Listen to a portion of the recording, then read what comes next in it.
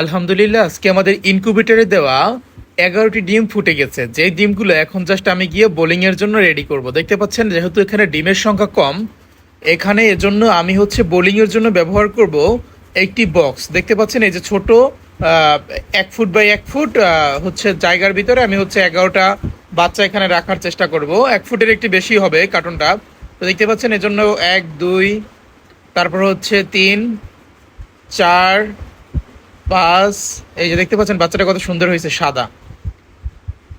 6 7 8 9 10, এখানেই মোটামুটি 10টা না 11টা বাচ্চা দিয়ে দিচ্ছি।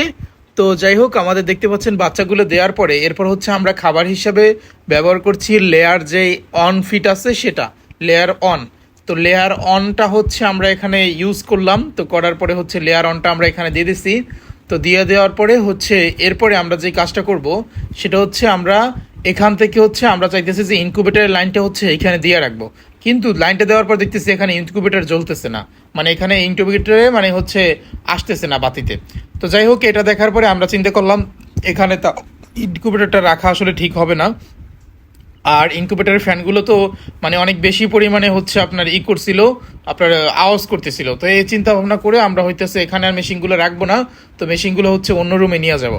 তো এমতো অবস্থায় হইতেছে আমরা দেখলাম এখানে টেস্ট করে, তো আসলে এই রুমটাতে আসলে কারেন্টের লাইনে বেশ কিছু প্রবলেম থাকার কারণে আসলে হইতেছে আমাদের ইনকিউবেটরটা এখানে হচ্ছে মেশিনটা কাজ করতেছিল না ভালো। তো এই জন্য হইতেছে মেশিনটা আমরা এখান থেকে নিয়ে যাব। তো যাই হোক, অপর পাশে আমরা হচ্ছে মুরগির যে ডিমগুলো ফুটে বের হয়েছে, তো মাসাল্লাহ এখানে প্রায় 85%ই আসছে। যা দিছিলাম ডিম, তো তার থেকে মোটামুটি 85 না, সরি 95% চলে আসছে। তো এই হচ্ছে আজকের ভিডিও। আল্লাহ হাফেজ।